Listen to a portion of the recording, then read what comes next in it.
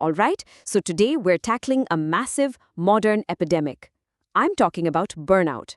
Because let's face it, we are all trying to squeeze 25 hours out of a 24-hour day, and it's just leaving us utterly exhausted. But what if everything we've been taught about managing our time is actually completely backwards? Here's our roadmap for today's explainer. 1. The time management trap. 2. The limits of Taylorism. 3. Welcome to mind management. 4. The 7 mental states. 5. Mastering your creative cycles. And 6. Reclaiming your creative energy. Let's dive right in. So, I want you to think about a deeply relatable question right off the bat. Why does managing your time leave you with less energy? I mean, really think about it. You've downloaded all the fancy apps, right? You color code your calendar. You've tried literally every single productivity hack out there. And yet, you're just exhausted. You're keeping this incredibly tight schedule, but at the end of the day, you've got absolutely zero creative fuel left in the tank. Sound familiar? Which brings us to Section 1, the time management trap, and the exhaustion epidemic. Look, we are all engaged in this relentless, exhausting struggle against the strict 24-hour limit of the day. Our culture has completely normalized this highly toxic mindset of what we can call time worship, and the symptoms are everywhere. We've got these jam-packed calendars where literally every waking minute is accounted for. People are out here listening to audiobooks on 3x speed, sounding like hyperactive chipmunks just to check a box. We're constantly multitasking and living with this chronic, buzzing anxiety. And honestly, the most alarming part, roughly 30% of working Americans sleep less than 6 hours a night. We are literally sacrificing sleep, the one thing that actually restores our minds, just to manufacture a little bit more time. It's crazy. Moving on to Section 2, the limits of Taylorism, an industrial relic. Here's the wild truth.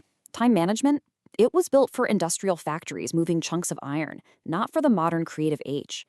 Over a century ago, this guy named Frederick Taylor totally revolutionized factory work using a stopwatch. He optimized the exact precise movements required to pick up heavy iron. And this system, known as Taylorism, basically treated human time like a robotic production unit. The formula was super simple: add more time, get more iron moved. But here's the catch. Today, most of us aren't moving iron. We're doing complex cognitive work. And this creates a really fundamental economic reality that you can see right here, the point of diminishing returns. See, in a factory setting, or honestly in any task based on strict time units, exploiting a resource like time eventually just stops yielding proportionate benefits. The worker gets tired. If you try to squeeze more and more tasks into an already exhausted mind, well, the returns diminish. We eventually just hit a wall and stall out entirely. But it gets worse because the curve doesn't just flatten out, it actually leads to the point of negative returns. Pushing even further actively destroys our output. Imagine a greedy factory boss forcing an exhausted worker to keep lifting iron. Eventually, the worker just collapses, getting less work done than if they had just taken a break, right? Well, for us, staring blankly at a laptop screen for 3 extra hours at midnight actually makes us way less productive than if we had just closed the laptop and gone to sleep. So, how do we fix this? That brings us to Section 3.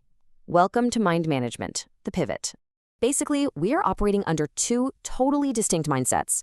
On one side, you have clock time. That's your industrial rigidity, strict schedules, pure efficiency, and that Taylorism we just talked about. But on the flip side, we have event time. This is all about focusing on natural flow, real effectiveness, and creativity. Look, clock time is fantastic if you need to catch a subway train, but true creative breakthroughs, those amazing sudden flashes of genius, they only happen on event time. You simply cannot schedule a massive epiphany for, say, 2:15 p.m. on a Tuesday. It just doesn't work that way. That requires event time. To really get why this happens, we have to look at the underlying neuroscience. Creativity actually requires 2 completely different types of thinking. First, you've got divergent thinking, which is all about generating novel, wide-ranging ideas. And surprisingly, this is often best done when we're actually a little bit groggy and our internal mental filters are down. But then you have convergent thinking. That's your analytical, focused execution. And this requires us to be highly, highly alert. We literally can't do both at once. We have to deliberately create the specific mental conditions for each type of thought.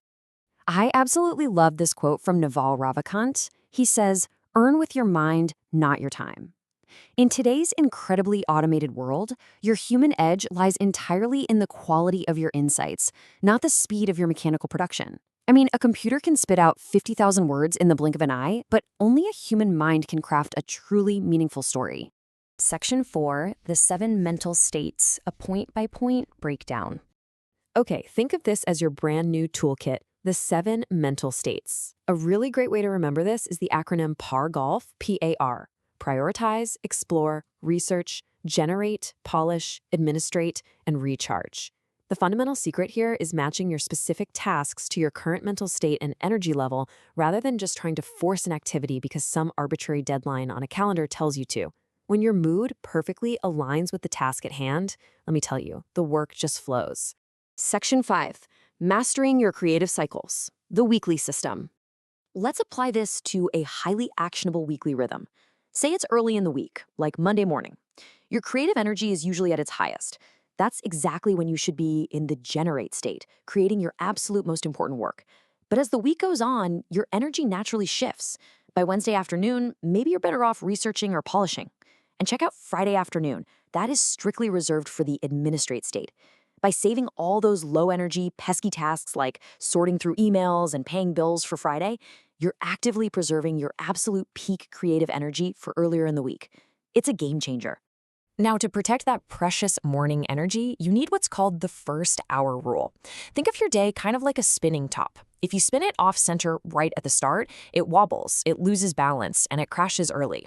To spin it perfectly on center, you absolutely must dedicate the very first hour of your day to your most important creative work. Just completely bypass that chaotic daily airport of distractions. Do your divergent thinking before you check a single email, text message, or social media feed. Which brings us to our final section, Section 6, Reclaim Your Creative Energy. Ultimately, this all comes down to a complete paradigm shift. Traditional time management views unused time as wasted or just free time for coworkers to steal with unnecessary calendar Tetris. We've all been there, right? But mind management views unused time as a vital nest egg. So the crucial takeaway here is that doing absolutely nothing today can actually reap massive creative benefits tomorrow. Your mind desperately needs that empty space for ideas to properly incubate. You literally have to fiercely protect your space to just sit and stare at the clouds. There's this brilliantly resonant quote from Konstantin Brancusi that just perfectly encapsulates our entire philosophy today. He said, "Things are not difficult to make. What is difficult is putting ourselves in the state of mind to make them." Managing your state of mind over your minutes is the true key to unlocking your highest potential. So, I'm going to leave you with this final provocative challenge. How will you invest your next free hour to fuel your mind rather than just nervously filling your time? Are you going to rush to answer a meaningless email, or will you let your mind wander and incubate its next brilliant breakthrough? It is time to completely overhaul how you approach your day. Thank you so much for joining me on this explainer. Aaj karmato ikeni shesh korchi darun shab contente jonno Bookvisionary shati takun. Go out there, manage your mind, and I'll catch you in the next one.